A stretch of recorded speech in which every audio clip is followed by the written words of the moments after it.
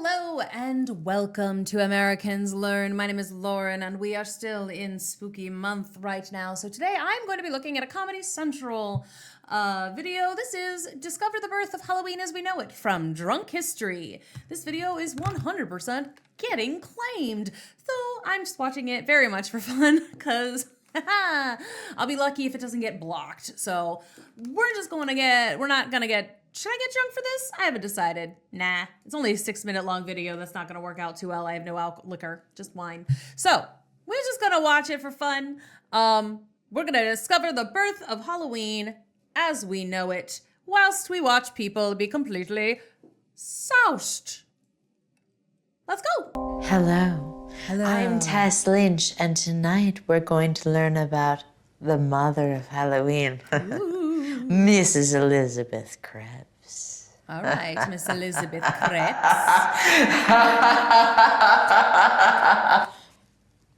Yep, drink up. Freaking me out. You're freaking me out. In the early decades of the 20th century, Halloween was celebrated in a far different way. This was 1912 in Hiawatha, Kansas, and groups of kids would gather together, wear masks, and they would just like destroy shit. And they're like, oh shoot, an outhouse. What are we gonna do with that outhouse? Tip it the hell over. That's right. Yeah. And they would set it on fire and then they'd laugh. And then before you know it, the entire town is just like turned over outhouses, beheaded chickens, being punched in the head. The kids, the hooligans are like, I'm a boy with a penis, I'm peeing in the hole. Devil's night, motherfucker. That's scary. It's terrible. It's just like, no. It's just terrible. I will say, it's been a while since I've seen any Drunk History. I love the actors like mouthing whatever the drunk storyteller is saying. I do find it very fun every single time, especially when they do every single little stutter that the teller of the story does. It amuses me. I think that more shows should do stuff like that. So, on the morning of November 1st, 1912, day after Halloween, obviously, Elizabeth Krebs, founder of the Hiawatha Garden Club, wakes up, parts the curtains, and saw her garden was completely up.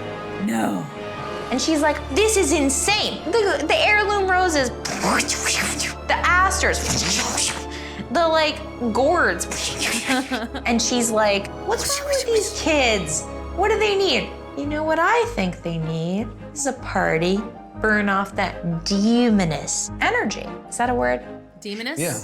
Anyway, listen. Sure, yeah. October 31st, I mean, demoness, like a lady demon. Maybe. 1913. Elizabeth Krebs is like, I'm gonna have a decent sized party, not a big party. Who am I? The king of Rome? No. So she does it. And the neighborhood kids come. They're like, pretty cool party, Mrs. Krebs. Bob and Frapples, like, I'm MVP of Bob and Frapples. And then it just keeps going like ad nauseum on repeat until the end of the evening. So Elizabeth Krebs is like, I have a feeling this is really gonna work. I've exhausted this youthful population to the point where they can't do shit. This is awesome. So she goes to bed, wakes up the next morning, November 1st, 1913, parts the curtains, but everything's leveled again. And Elizabeth Krebs is like, no shit, are you kidding me? And look at that, a mail truck's on fire. Someone's waiting for a postcard that's never gonna arrive because that mail truck got lit the on fire. And she's like, I had this decent sized party. How could these kids even have it in them to take a piss on everything? But then Elizabeth Krebs is like, you know what? I got an idea. So she goes home, and Elizabeth Krebs spends the entire next year planning this party. A whole year? She devoted all of her own time and resources. I love that she's like, you know what we're gonna have a party. Because like, I feel like a lot of the time you have these like women in the 1910s or whatever, and they're like, someone's having fun. A child is being rambunctious somewhere. We should put them in a Iron Maiden and put them in a cellar and staple their fingers shut, you know, like, no drinks for anybody. Like, I don't know. I feel it's interesting that she's like, we're gonna party them out. I like the way she thinks. And money into making a huge rager. Oh, I spilled. Aw. Happy Halloween. And now look, for the whole What rest of happened? it, I dribbled, man. I dribbled. So, it is October Wear dark 31st, clothes. 1914. She's waiting at town. You wear dark clothes like she is wearing now. Ooh, let's put on my hat. Halloween. Would you believe I haven't had any alcohol? And I've barely even had any caffeine. I've just had like 2 cups of tea. I should be medicated with something. I don't even know what's happening right now. I'm sorry. Town Square. And eventually, what's that? Kids in costumes trickling in to the town square, ready to rage. And she's like, thank God, because I knew this was gonna be a thing, and it was. So these kids, these hooligans, are at this party, and band comes in, starts playing. That's called weak sauce. I love that song. So anyway, hey man, I'm pretty shocked that old Mrs. Krabs is throwing like the coolest party I ever seen in Hiawatha, Kansas. and so everybody gets marched down to the Armstrong Opera House, and Elizabeth Krabs is like, yo, that's a long way, and those kids are gonna be tired by the time they get there. And they're actually really enjoying themselves. And they're like, man, this is my jam. This is Danny Boy's top of the charts. So the band keeps playing until these kids are like zombified. It's like Thriller.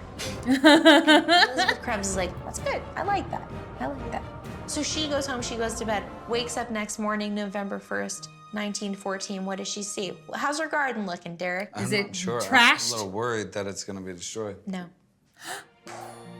She looks out and she's like, She Astrid did it! right there. Heirloom roses right there. And gourds, boom. All Gourds, the shit is boom. lined up. It's exactly as it should be. People are in awe of her. They're like, Elizabeth. This is a beautiful November in Kansas. By the way, granted, have I ever been to Kansas? No. But do I live pretty close to Kansas? No, also. But is Kansas a place where it is green and bright in November? This looks like July. I'm sorry. It just does. Probably. I'm assuming. Elizabeth, nobody destroyed my house. Nobody broke my windows. Chief of police comes up. Thank you, Elizabeth Krabs. Thank you, because guess what? Vandalism reports way down precipitously.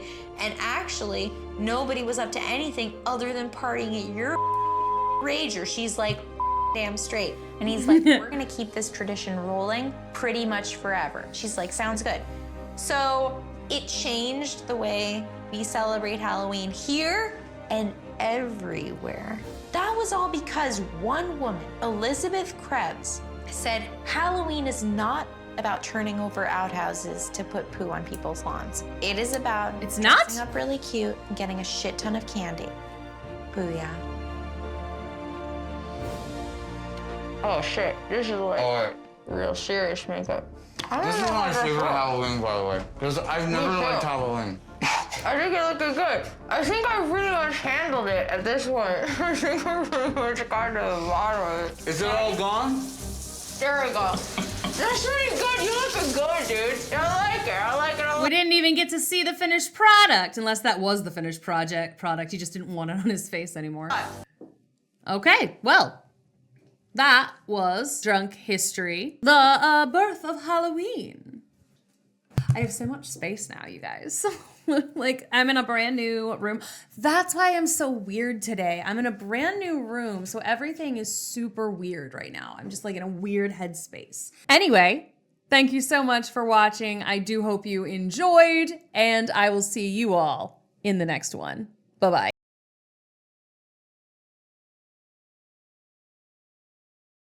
And like things are at a weird angle and I'm not facing the same direction that I usually do to film. And so it's messing with the magnets or messing with my brain chemistry.